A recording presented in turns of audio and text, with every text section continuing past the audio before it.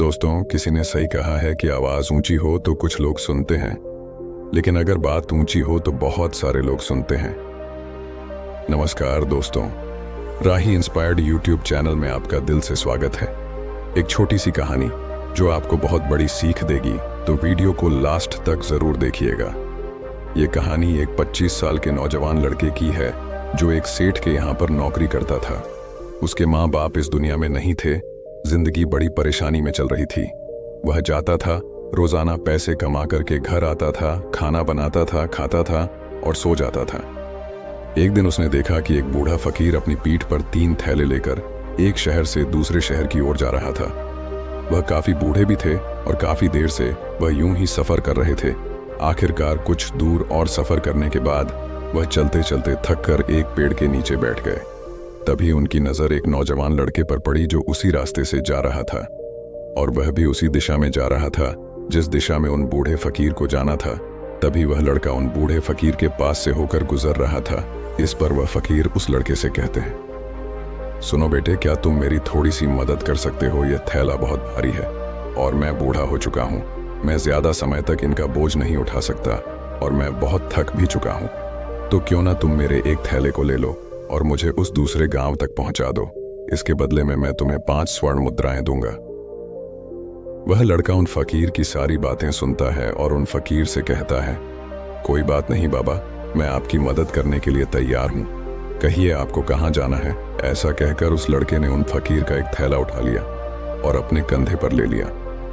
तभी उस जवान लड़के को यह एहसास हुआ कि यह थैला तो सचमुच बहुत भारी है। वह लड़का और फकीर दोनों रास्ते में आगे की ओर बढ़ चले। कुछ दूर आगे चलने के बाद देखते ही देखते वह गांव खत्म होने लगा और अब एक सुनसान रास्ता आगे की ओर जा रहा था। वे दोनों अपने मार्ग में मस्त होकर आगे की ओर बढ़ रहे थे। जब भीड़ से पूरी तरह से अलग हो गए तो वह लड़का उन फकीर से कहता है, बाबा, इस थैले में आखिर ऐसा क्या रखा है जो यह थैला इतनी वजन है? इस पर वह फकीर उस लड़के को जवाब देते हुए कहते हैं, कुछ नहीं बेटा, बस इसमें तांबे के कुछ सिक्के भरे हुए हैं, इसी कारण यह थैला बहुत वजन है। उन फकीर की यह बात सुनकर वह लड़का मन ही मन सोचने लगा, लगता है यह बाबा जरूर कोई व्यापारी है, तभी तो इतने सारे तांबे के सिक्के लेकर चल रहे हैं। और फिर तभी उसके मन में एक ख्याल आया कि मुझे क्या करना है, मुझे तो खाली यह थैला दूसरे गांव तक पहुंचाना है, बस इतना ही। जैसे ही उसके मन में यह ख्याल आया, उसने तांबे के सिक्कों का वह ख्याल मन से निकाल दिया और अपनी धुन में मस्त होकर वह आगे की ओर चलने लगा। चलते चलते कुछ और समय बीता और वे दोनों एक नदी के किनारे जा पहुंचे। वह लड़का हट्टा कट्टा था और काफी चुस्त और तंदुरुस्त भी था, इसलिए वह बिना सोचे समझे उस नदी में उतर जाता है। किंतु वह फकीर अब भी किनारे पर ही खड़े थे। इस पर वह लड़का उन फकीर से कहता है, क्या हुआ बाबा? चलिए आइए, हमें यह नदी पार करनी होगी, तभी तो हम उस गांव तक पहुंच पाएंगे। इस पर वह फकीर उस लड़के से कहते हैं, मैं जानता हूं बेटा कि हमें यह नदी पार करनी होगी, लेकिन जैसा कि तुम जानते हो मैं अब बूढ़ा हो चुका हूं और 2-2 थैले लेकर मैं यह नदी पार नहीं कर सकता। कहीं मेरा पांव फिसल गया तो क्या होगा? क्या तुम मेरी एक और गठरी ले सकते हो? मैं तुम्हें इसके बदले भी 5 स्वर्ण मुद्राएं दूंगा। इस पर वह लड़का मुस्कुराते हुए उन फकीर से कहता है, बाबा, आप मुझे शर्मिंदा कर रहे हैं। यदि आप मुझे स्वर्ण मुद्राएं ना भी दे तो भी मैं आपका कार्य अवश्य करूंगा। मैं आपको उस दूसरे गांव तक जरूर पहुंचाऊंगा। इस पर वह फकीर मुस्कुराते हुए उस लड़के से कहते हैं, बेटा, तुम तो बड़े ही भले इंसान लगते हो। इतना कहकर उन्होंने वह दूसरी गठरी भी उस लड़के को थमा दी। उस लड़के ने जब वह दूसरी गठरी अपने कंधे पर रखी तो वह गठरी भी उसे बहुत ज्यादा भारी लगी, लेकिन उसने वहां पर कुछ नहीं कहा। जैसे तैसे उन दोनों ने नदी पार की। नदी पार करने के बाद बातों बातों में ही लड़के ने उन फकीर से कहा, बाबा, आखिर इस दूसरी गठरी में क्या है? यह गठरी भी बहुत वजन है। इस पर वह फकीर बाबा उस लड़के को जवाब देते हुए कहते हैं, बेटा, इसमें चांदी के सिक्के हैं, इसी कारण यह गठरी भी बहुत वजन है। उन फकीर की यह सारी बातें सुनकर अब उस लड़के का दिमाग तेजी से काम करने लगा था। वह यह सोच रहा था कि एक थैले में तांबे के सिक्के हैं और दूसरे में चांदी के। ऐसा प्रतीत होता है मानो यह फकीर बाबा कहीं दूर से आ रहे हैं और उन्होंने अपनी सारी जमीन जायदाद बेचकर यह सारे सिक्के इकट्ठे किए हैं, तभी तो वह इतना धन लेकर चल रहे हैं। लेकिन वह लड़का उन फकीर से कुछ नहीं कहता और वे दोनों चुपचाप मार्ग में आगे की ओर बढ़ते चले जाते हैं। कुछ दूर आगे बढ़ने के बाद एक बार फिर एक सुनसान राह आती है। उस सुनसान रास्ते को देखते ही उस लड़के के मन में तरह तरह के विचार उत्पन्न होने लगे।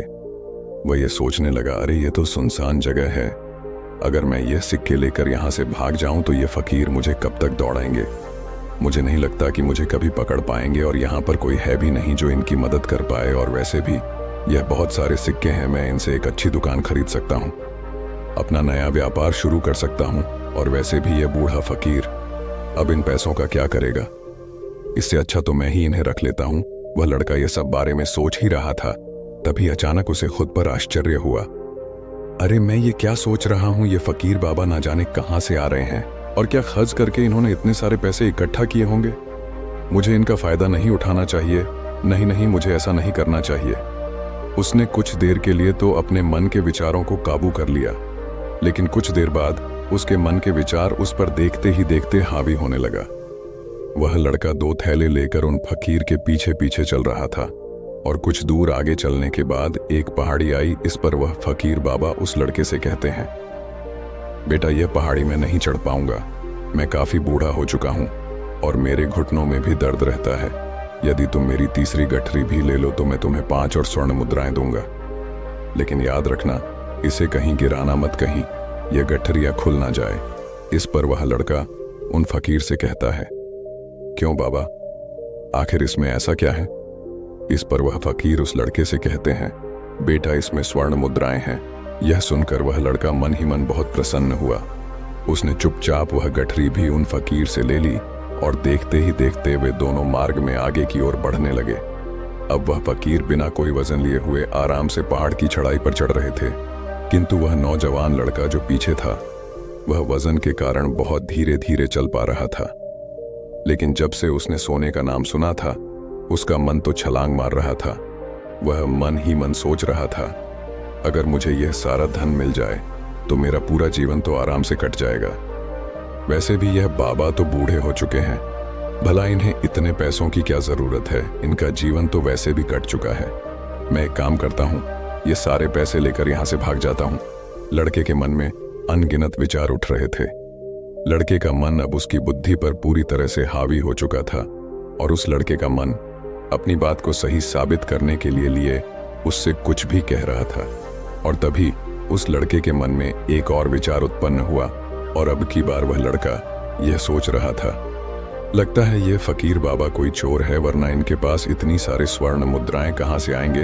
अगर यह कोई व्यापारी होते तो भला ये इस तरह से पैदल यात्रा तो नहीं करते, और अगर इनके पास इतने सारे पैसे थे तो ये कोई ना कोई साधन भी तो अवश्य कर सकते थे। लगता है ये कोई चोर है और चोर से चोरी करने में भला क्या बुराई है। ये सोचता हुआ वह लड़का अब उन फकीर से तेजी से आगे की ओर बढ़ रहा था और देखते देखते वह फकीर से आगे भी निकल चुका था। और वह ये सोच रहा था कि जैसे ही इस पहाड़ की ढलान आएगी मैं तीनों गठरियां लेकर भाग जाऊंगा, इससे ये सारे पैसे मेरे हो जाएंगे और मेरी गरीबी भी हमेशा हमेशा के लिए दूर हो जाएगी। मैं जो चाहूंगा मैं वो कर पाऊंगा, मेरे पास बहुत सारा धन होगा। और देखते देखते वह दोनों पहाड़ की चोटी पर पहुंच गए और अब ढलान का रास्ता शुरू होने वाला था। तभी वह लड़का उन फकीर से नजरें बचाकर वह तीनों गठरियां लेकर भागता हुआ आगे बढ़ गया। अब उसे अपना शरीर बहुत हल्का महसूस हो रहा था, मानो उसे उन तीनों थैलों का वजन तक ना मालूम पड़ रहा हो। काफी दूर दौड़ते दौड़ते किसी तरह से वह अपने आप को बचते बचाते अपने घर पहुंचा। उसके खुशी का कोई ठिकाना नहीं था। उसने सोचा, क्यों ना मैं जल्दी जल्दी इन गठरियों में से वह सारे पैसे निकाल लूं। ये सोचकर जब उसने गठरियां खोली तो पहली गठरी में उसे लोहे से जंग भरे हुए सिक्के मिले। ये देखकर उसे यकीन नहीं हुआ। इस पर उसने फटाफट दूसरी गठरी भी खोल डाली, उसमें भी उसे लोहे के जंग लगे हुए सिक्के ही निकले। ये सब देखकर वह लड़का बड़ा हैरान था। आखिर ये सब क्या हो रहा है? उन फकीर ने तो मुझसे और ही कुछ कहा था। अब उसने वह सोने वाली गठरी खोली और उसमें भी लोहे के जंग लगे हुए सिक्के ही निकले। ये देखकर वो लड़का बड़ा क्रोधित हुआ। उसने सोचा, उन फकीर ने मुझसे झूठ क्यों कहा? उन्होंने मुझसे ऐसा क्यों कहा कि एक में तांबे के सिक्के हैं, एक में चांदी के और तीसरे में स्वर्ण मुद्राएं हैं। वह यह सब सोच ही रहा था कि तभी उसकी नजर उस थैले में पड़े एक कागज पर पड़ी। उसने वह कागज उठाया और उस कागज में लिखा था, यह पूरा नाटक ईमानदार व्यक्ति की खोज करने के लिए रचा गया है और मैं इस राज्य का राजा हूं। मेरी कोई संतान नहीं और इसीलिए मैंने यह षड्यंत्र रचा है ताकि मैं अपने राज्य में किसी एक ऐसे ईमानदार व्यक्ति की खोज कर सकूं जो मेरे बाद इस राज्य का राजा बन सके और इस राज्य भार को संभाल सके। और इस राज्य का भार वही संभाल सकता है जो पूरी तरह से ईमानदार हो, जिसके मन में किसी प्रकार का कोई लालच ना हो। इतना पढ़ते ही वह लड़का जोर जोर से चिल्लाने लगा। वह सर पकड़कर बैठ गया। वह यह जानता था कि यदि वह अपने मन के विचारों पर काबू कर लेता तो उसका जीवन संवर सकता है, लेकिन वह अपने मन के विचारों पर काबू नहीं कर पाया। दोस्तों, तथागत बुद्ध कहते हैं कि मन ही सब कुछ है। आप जो सोचते हैं वही बनते हैं, इसलिए आपका सबसे बड़ा दुश्मन भी आपको उतना नुकसान नहीं पहुंचा सकता जितना कि आपके मन के यह अनियंत्रित विचार पहुंचा सकते हैं। तथागत बुद्ध कहते हैं, अपने भीतर ध्यान से देखो। हमारे भीतर जो विचार चल रहे हैं वही विचार शब्द बनते हैं और शब्द कर्म के रूप में प्रकट होते हैं। बार बार दोहराने पर कर्म बर्ताव में बदलता है और धीरे धीरे समय के साथ बर्ताव चरित्र में परिवर्तित हो जाता है और यही चरित्र हमारे भाग्य का निर्माण भी करता है। इसलिए हमें हमेशा अपने विचारों के प्रति सजग होना बहुत आवश्यक है। हमें जागरूक होना बहुत आवश्यक है। हमें यह जानना जरूरी है कि हमारे मन में किस प्रकार के विचार आ रहे हैं। आगे बुद्ध कहते हैं कि कमजोरी हमेशा छोटे विचार से शुरू होती है। यह एक बीज के रूप में होती है और यदि इस बीज को नष्ट न किया जाए तो यह छोटा सा विचार बहुत जल्द ही एक विशाल वृक्ष का रूप ले लेता है और हमारी बुद्धि की सोचने और समझने की क्षमता को पूरी तरह से नष्ट कर देता है। जिस प्रकार आपने इस कहानी में देखा किस प्रकार उस जवान लड़के का मन उस पर हावी हो चुका था और उसकी सही और गलत सोचने की क्षमता पूरी तरह से नष्ट हो चुकी थी, जिस कारण वह यह समझ नहीं पाया कि उसे क्या करना चाहिए और उसके लालच ने उसके भीतर इतनी ऊर्जा भर दी कि वह तीनों थैले उठाकर इतनी तेजी से वहां से भागता आगे भी बढ़ गया। इसीलिए जब आपके मन में पहली बार कोई गलत विचार उत्पन्न हो तभी उसे जड़ से उखाड़ देना चाहिए, अन्यथा वह विशाल वृक्ष का रूप लेगा और आपको किसी न किसी गलत राह पर वह ढकेल ही देगा। आप चाहकर भी उसे रोक नहीं पाएंगे, लेकिन अब आपके मन में यह प्रश्न उठ रहा होगा कि हम भला अपने मन के विचारों को कैसे नियंत्रित करें। हमारा मन तो इतना चंचल है, वह इतना शक्तिशाली है कि वह हम पर हावी हो ही जाता है। हम चाहकर भी उस पर नियंत्रण नहीं कर पाते। इसके जवाब में महात्मा बुद्ध हमें दो बातें समझाते हैं। पहली बात, सही इरादा विकसित करो। कई बार आपने देखा होगा कि आपके मन में कुछ और होता है किंतु आप कहते कुछ और है, क्योंकि आपके मन के भीतर जो कुछ बसा है वही आपके मुख से बाहर भी निकल रहा है। लेकिन जब हमसे वह गलती हो जाती है तो उसके बाद हमारा मस्तिष्क अच्छी तरह से काम करना शुरू कर देता है। हमारे सोचने और समझने की क्षमता एक बार फिर से जागृत हो जाती है और ऐसी अवस्था में हमें यह एहसास होता है कि हमसे गलती हो गई है और फिर हमारा मन दुखी हो जाता है, हमारा मन अफसोस से भर जाता है। और इस भारीपन और दुख से बचने के लिए महात्मा बुद्ध हमें सही इरादा विकसित करने के लिए कहते हैं। इसके लिए जब भी आप कोई कार्य करने जा रहे हो तो सबसे पहले आपको यह खुद से पूछना चाहिए कि जो कुछ भी मैं करने जा रहा हूं इसके पीछे मेरा इरादा क्या है। क्या मैं दूसरों को दुख पहुंचाना चाहता हूं या दूसरों को नीचा दिखाने जा रहा हूं या मुझे खुद को ऊपर उठाना है। खुद से सवाल कीजिए, खुद को जागृत कीजिए। जब आप इरादों के प्रति सचेत होने लगेंगे, जब आप विचारों के प्रति सजग होने लगेंगे, तभी आपके भीतर सकारात्मक ऊर्जा का प्रवाह होगा। तभी आप सकारात्मक इरादों से जुड़ने लगेंगे और आपके मन के भीतर बसी वह नकारात्मक ऊर्जा और नकारात्मक इरादे दिन ब दिन कम होने लगेंगे। परंतु याद रहे, आपको यह हर रोज करना होगा और आपको यह हमेशा ध्यान रखना होगा कि आपको केवल अच्छा सोचना है। आपके इरादे हमेशा अच्छे होने चाहिए, तभी आप दुख और तकलीफों से बच सकते हैं। अन्यथा आप इसी तरह से दुख और तकलीफों में घिरे ही रहेंगे और आप कभी इससे निकल नहीं पाएंगे। दूसरी बात, मन के प्रति सजगता विकसित करो, जिससे आपका मन देखते देखते शांत होगा।